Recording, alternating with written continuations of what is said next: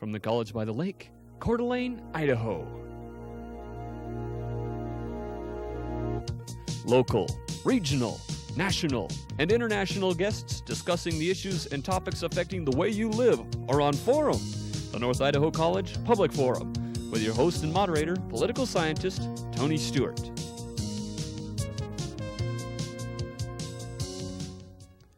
I welcome you to our continuing series entitled Journey Through Time, Conversations with the World's Great Women and Men.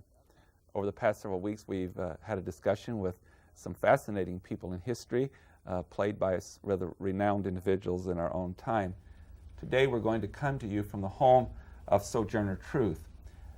This historical figure lived from 1797 through 1883. Her first 29 years was in slavery. She was born into slavery, and her name was Isabella Baumfree. After becoming a free person and after an experience with God, her name was changed to Sojourner Truth. In addition to her great ability to speak and to advocate causes in her lifetime, she walked away from slavery and joined the abolitionist movement. She became a powerful speaker, as I indicated, and also dealing not only with slavery but the rights of women. She was appointed counselor for the Freedmen's Relief Association. As I introduce and welcome to our program Sojourner Truth, I would like to inform you that she is being portrayed by Miss Catherine Woods, who is an actress from Boston, Massachusetts. And Miss Woods has a very impressive credentials as an actress. She has performed with the Theater Works, the People's Theater, the Wheelock Family Theater, and the Underground Railway Theater. She has also performed in Moscow, Russia, as well as the Edinburgh Arts Festival. Miss Woods uses Sojourner's own words and her spiritual music in her performances. As we are in this mode for several weeks on this program, we want to thank you, Ms. Sojourner Truth, for allowing us to come to your home and to talk with you about your life and the movement itself. Well, thank you, and I'm glad that you're here. Well, thank you. And I have Janelle Berg and Steve Shink with me to engage in this conversation with this very important person in history. And I shall ask Janelle Berg to commence today's questioning. Sojourner, can you tell us something about the way that you were born into the world and what the world was like when you were born? What kind of home life did you have? Where were you born and into what circumstances? Well, I was born in Hurley, New York, upstate New York, down by, up by New Paltz. I was born into slavery, so I never did not know work. I always knew about working. It was always something that had to be done for somebody else. I was the youngest in my family, and I know that I never met my brothers and sisters until I was much older and had walked away from slavery. One of my mother's, the ongoing story of our family, our history was not kept in books or in words that could be seen, but they were kept in words that could be felt on the heart. And one of the ongoing stories in my family was how my brothers and sisters were sold from my mother and father. My mother would quite frequently about it. Work was hard. It was not gentle at all. And women's work, even for a child, was plenty hard. Did you work outside? I worked outside, I worked inside. I must tell you that I had a master later on in life that said he'd rather have one of me than two of men because I worked that hard. And did you get a chance to learn to read and to write? And did your parents know, were they able to read and write? Oh no. There was never any time that would have taken time away from the master. That would have taken time away from the master to learn to read and write. There was no time to do that. And also, you know, people who can read and write are dangerous. And God knows we were dangerous enough as it was. Why make us more dangerous? Oh, I never learned to read or write. But your mother and your father taught you a strong faith. My mother and father did taught me a strong faith, but you don't need to learn how to read or write to have that strong faith. And my mother always told me, she said to me at one point, she said, when I grew older, she said, and she knew the troubles were going to come up on me, she says, if troubles come up on you, mothers are sweet, you know, they want to kind of cradle you for a while. My mama knew them troubles was coming. She said, when those troubles come, she said, I should go to God and ask for help, because God would always hear me, and God would always answer me, as opposed to the human beings here on earth. And so that's just what I did. I talked to God. I talked to God pretty much the way you and I are talking to each other now. And you know what? God always answered me. He always answered me and showed me the good way to go. And what your mother had told you about your brothers and sisters being sold then did come true for you as well. And how old were you and what happened? I was 10 years old. I was 10 years old when I was sold. And you know, my first language, well, my first 10 years at least, was Dutch. Van Aardenburgs were the folks that owned us up in New York, and I spoke Dutch. People used to always joke with me later on in life about my little Dutch lisp. People who bought me were English, the Neelys. There was a little bit of a problem, because Mrs. Neely be giving me orders in English, which I don't speak, let alone understand, and I'm 10 years old on top of it. I couldn't, there was a bit of difference. That was the occasion where she had the master shackle me down and beat me with rods that had been heated in a fire, because she was so disgusted with my lack of following orders, which I could not be faulted for. I did not understand her. So that's how I was dealt with. I was beaten. Miss Truth, did you stay with the Neelys then for the rest of the time that you were a slave, or were you sold again? No, they were glad to get rid of me. I was glad to go. I was sold, and I stayed with another master for another year. I'm sorry, his name escapes me. And the last master I stayed with, the one for 17 years, that was Mr. Dumont. And as far as slave masters go, Mr. Dumont wasn't as bad as he could have been. And he seemed to have an understanding with me, and he was the one that said he'd rather have one of me than two men, because I worked that hard. I worked in the field and in the home. And I did good work, because I knew that everything I did was being watched by God, and I did not want God to get on me. Tell us how you became a free woman. How I became a free woman. We have Mr. Dumont to thank for this. Now, there was a law passed in New York State that said slaves was all going to be free, I suppose in 1827. I'm not too good with the dates, sir. Anyhow, in 1825, Mr. Dumont said to me, Isabella, that was my name, Isabella Baumfree. Isabella, he said, if you do good work for me in this next year, I will free you 1 year before other slaves was due to be free in the state of New York. I agreed to that. I agreed, and I worked. I think I worked harder than I worked before, and I worked pretty hard in the first place. Well, I went to Mr. Dumont at the end of the year, and I asked him for my papers, and the man acted like he didn't know what I was talking about. Now, I grant you, I had injured myself in the year, working for Mr. Dumont. Well, Mr. Dumont said that my hand had been injured so grievously that he lost time and money when I was not able to work, and therefore he did not think it fit to give me my papers for walking. Well, you know they say, what is it, hell hath no fury like a woman scorned? They might be talking about love relations then, but I was a woman scorned, and hell hath no fury. I took it to the Lord. And I asked him, how do I get out of this? Because, you know, running away was a sin. Running away was a sin against the state. And I thought, well, if running away is something that can be punished, I wonder what they do if I walked away. So the Lord told me, walk away. And he told me what time to walk away. And I got up about 3 in the morning, and I walked, and I come to a house of somebody that I knew was sympathetic. Except the brother, he was taken down so ill he was not able to be of assistance to me. And he sent me a little further down the road to some folks named Von Wagner. And they took me in. And I must tell you now, Mr. Dumont and I, we did have that difference. But all in all, for all them years, we had gotten along too well. I didn't want to go too far, because I didn't want to have him come out looking for me for too long. I knew he was going to come looking for me. I'm a kind woman. I'm a charitable woman. I'm a woman. Anyhow, I didn't go too far, because Mr. Dumont found me in 3 days. And he was a mad Mr. DeMont. He come up to the Von Wagners. Oh, he was full of sound and fury. He just... I had my baby with me, too, Sophia. Mr. DeMont was angry for a number of reasons, but the Von Wagners seemed to think that he seemed to be very angry because he'd lost some money. So do you know what those people did? No. They bought me. They bought me. Now, they're supposed to be Quakers, and you know Quakers not supposed to own slaves, but they could see how upset Mr. DeMont was having lost his prize slave. They gave Mr. DeMont $20 for me and $5 for the baby. And I guess that tired him over because he went on about his business. I turned right around and I thanked Mr. Van Wagner for buying me. I said, "Thank you, Master."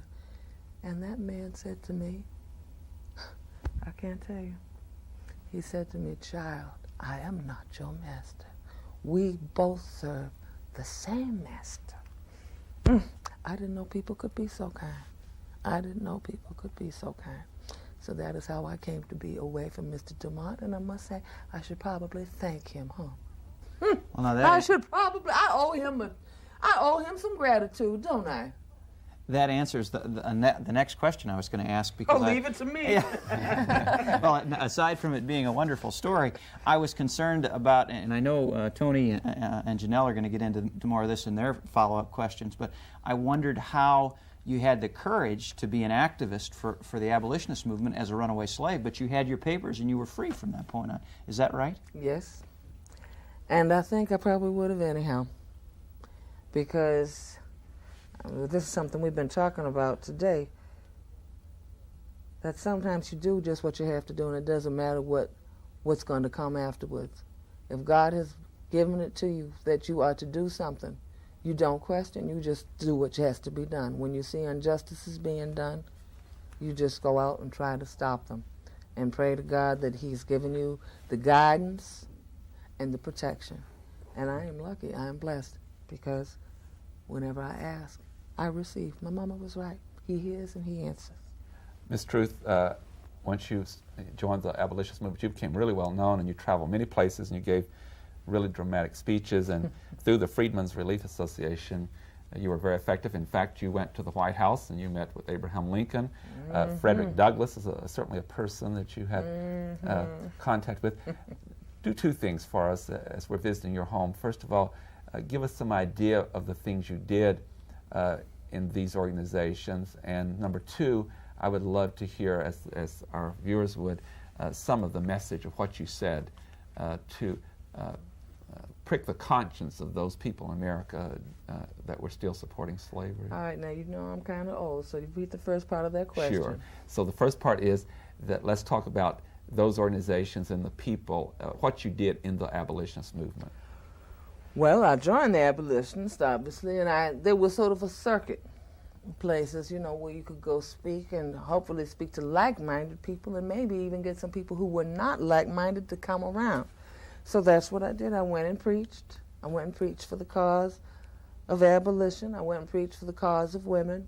And sometimes I would change people's minds, and sometimes, I'll tell you, one evening we were at a camp meeting outside, beautiful evening in the summertime. One of those thunderstorm sort of evenings. Big thunderstorm come up. You covered your mic up. Oh, did I? How's that? Is that all right now? Yes. These modern convenience. Are they convenient? Anyhow, we were talking about the cause of abolition. There was a young Caucasian man sitting there talking, and he seemed to get more agitated the more we kept talking, and the more this argument kept going on. He finally jumped up out of the audience and said he couldn't understand why we were having this conversation. Why were we wasting our time talking about a species of people? We were subhuman. Colored folks were subhuman. Well, we must be related to apes. Look at us. Let me tell you, God is good. Big clap of thunder come on outside the tent, right? The boy, he must have been scared of thunder because he liked to jump right out of his shoes. You know what I told the boy? I told the boy not to worry because God didn't even know he was there. Don't worry, child. God don't even know you're here. So I went to preaching, but I tried to put people in their place, too. Now, there was another part of their question, too. Yes, and the second part is... I'm glad someone remembered. Thank you so much. Share with us some of the message itself. you were very effective. You did change a lot of minds. You did change a lot of hearts. Earlier, when visiting with you today, you talked about how we're all children of God, and just share that particular message with us. Oh, the one where I tell folks that I'm against slavery because Yeah. I want to keep white slaveholders from getting sent to hell? Yes. Oh, that one. Well, children, I am against slavery because I do want to keep white slaveholders getting sent to hell. Now, we hear a great deal of talk about love at home with the family. You know, I was a slave, and my husband and my child were sold for me. What has become of the affection that I had for them? I won't keep going on with that speech, but you know, this is something I ask my audiences. Children, who made your skin white? Was it not God? And who made mine black? Was it not the same God? Children, get rid of your prejudice. Learn to love black children so that we all can be children of our Father in heaven. Thank you. Thank you. Earlier, I asked you what life was like when you were born, but now, after the Civil War, what was life like for black people in America? Well, it was still hard. I don't think it was any different. Some places it was even harder because people thought we had something that we didn't. We were given something that we didn't deserve, that we hadn't worked for. I was talking specifically about this Freedmen's Relief Association, which kind of worked, and I had kind of mixed feelings about that. It was good that people were being seen to, but I didn't like the way people were being seen to. People should have been given a way to get what they needed and then to go on and try to make their own way. But things were given out. It's like people, I tell you, at one point I'd seen people waiting in line to take dry bread from the government. Now I think that is senseless. And I tried to get the government, I got petitions and took them up to President Graham, trying to get them to give land in the West to colored folks, to the ex-slaves. I said, my goodness, we helped settle this land. People tell us how great this country is, how great these United States of America is. It's great because of all the people in it, and we as colored folks are here. Give us some of this land so we can settle, we can work, we could earn our own living off the land, not be asking for nothing from nobody. Learn us to read so we could become somebody. That didn't happen. What happened to that land? What happened to a lot of that land? Railroad tracks, commerce. The land was given away to the railroads. The land for the railroads was broken by people like me and men from China. So a different kind of slavery. They went to another country to exploit some other colored folks. That's what happened to that land. More exploitation. But money was bought in for folks for America. Steve Sheen. Miss Truth, you weren't just born a slave, you were also born a woman. and I know you worked... Tell me about it, brother. I'm a master at stating the obvious. But you also worked hard at trying to address the wrongs that were done to women in your period, too. Could you tell us a little about that? Well, the suffrage movement, they sort of courted me because they knew that my voice was powerful. They knew I had a big one, and they knew I never stopped talking. So I went out and made speeches and tried to change people's minds about that because I knew, as a colored woman, how hard life was for colored women. I could see how hard it was for any colored woman, be she white, yellow, polka dot, any color. Being a woman is hard work. Just bearing babies, number one, that's hard work. And then we won't talk about what some of you men put us through. And you're right, I did go out and talk about it because whenever I saw something wrong, I tried to right it. And that, I guess those struggles were probably about on the same level because you have to change people's hearts and you have to change people's minds. And sometimes changing somebody's mind is easier than changing their heart. And when you're dealing with men, you got to deal with both of them. And it was hard work. And in my lifetime, people's minds didn't get changed, at least not enough to change the vote or to give us the vote, because I used to joke with people, tell them I was an old woman. It didn't mean to calculate to keep people past the time, but the only way they was going to get rid of me was to let women vote, because that was the only way I was going. I wouldn't go until I could vote. Well, I must tell you, the Lord called me ahead of time, and that was a little difference I had with him when I got there.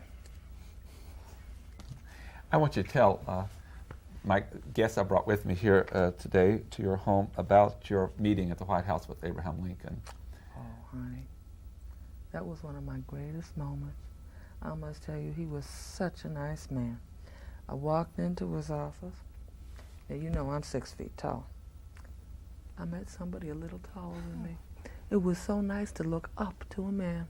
I'm usually looking them straight in the eye. I looked up at this man. He stood up for me, took my hand, then he made a bow. I tell you, not too many men making bows to this colored woman. He called me Auntie Sojourner, and I'll tell you, my traveling companion was a little upset for me, but it didn't make a bit of difference to me. I still liked the man. We had a nice meeting. We talked about different things. I told him how I thought that I didn't think he was going to stay too long in the White House, because he was about changing things too much, and powers that be didn't want things to change, but he was able to prevail. The Lord was with him, and he prevailed and changed things. You know, he told me that he wouldn't have put that Emancipation Proclamation in place. He said, if the folks over the Potomac hadn't behaved themselves. But they didn't behave themselves, he said, and then he was able to change things. But from what I hear, he didn't really want to change things that much himself, but his heart and mind was changed, and he was able to change things. When we sat and talked for a little while, he was I thought he was cordial. We had tea with each other. I gave him one of my pictures. I call my pictures my shadow. Gave him a shadow, which he signed my autograph book. And if you look in my book of life, Mr. Lincoln's signature is right there. I had a very nice meeting with Mr. Lincoln. I liked him a lot. He showed me a Bible that a lot of ex-slaves had gotten together to present him. Beautiful, carved leather, big book like so. Carved leather cover. All the edges of the pages gilt with gold is a symbol of their gratitude to Mr. Lincoln for freeing us. So I don't care what anybody says. I thought Mr. Abraham Lincoln was all right. Mm-hmm. We're going to break character for a moment because we don't want to run out of time and have you to sing your beautiful voice. Right? Well, I'm going to have you to move that microphone again there. Thank you. But if you would, as Catherine Woods, if you would choose a number and sing it, and we may go back into character if we have enough time, but I just don't want our viewers to miss this beautiful voice. Then I'm going to drag it out. And I've got to stand up. Is that all right? I believe if you got enough mic or cord there, let's see if you can. I believe you can. Yes. It's always nice to give the diaphragm room. Yes, This is my instrument, right? I'm going to try to sing Billie Holiday's God Bless the Child, written by Billie Holiday and Arthur Herzog, I believe. Them that's got shall get, them that's not shall lose. So the Bible says, and it still is news. Mama may have, Papa may have, but God bless the child that's got his own, that's got his own. Well, the strong get more, while the weak ones fade. Empty pockets don't ever make the grade. Mama may have, Papa may have, but God bless the child that's got his own, that's got his own. Money, you've got lots of friends crowding round your door. When fun and spending ends, they don't come round no more. Rich relations give crust of bread and such. You can help yourself, but don't take too much, 'cause your mama may have, Papa may have, but God bless the child that's got his own, that's got his own. Thank you. Oh, that's so beautiful. We just have to applaud. If we had a large audience, there would be a standing ovation. I don't think so. You have a beautiful, beautiful voice. That's God's gift. I thank him and I thank you. Thank you, Janelle Berg. Just one short time here before the end of the show. Can you tell us, was Sojourner Truth always certain of what she was going to say? Were you always certain? No, that's what I tell people, that Sojourner and I were a good match, because there's a book out by a historian, a true historian, by the name of Carlton Mabee, M-A-B-E-E. The book's put out by New York University Press for all you scholastics, 1993. It's called Sojourner Truth, Slave, Prophet, Legend. And he says Sojourner was her best spin master, and she was also a loose cannon. Anybody who handled her, and you know what I mean by handles, they were scared because they never knew what she was going to say. And I have the same problem. My mama says when I was little, she said she always feared for my life because I'd run up and talk to anybody, and it didn't matter who they were. I'd say what I wanted to say. On that note, we have to bring the program to conclusion. I know that Steve and Janelle joined me in saying to Catherine Woods, who portrayed on our program Sojourner Truth, it's been a tremendous pleasure to have you here. We thank you for sharing those wonderful words of wisdom from Sojourner Truth. Thank you for having me. Thank you very Ladies much. and gentlemen, I know you have found this most inspirational, and we'd like to invite you to be with us again next week when we'll continue our journey through time by talking to another famous person in history. Until then, please have a good week. I am Tony Stewart.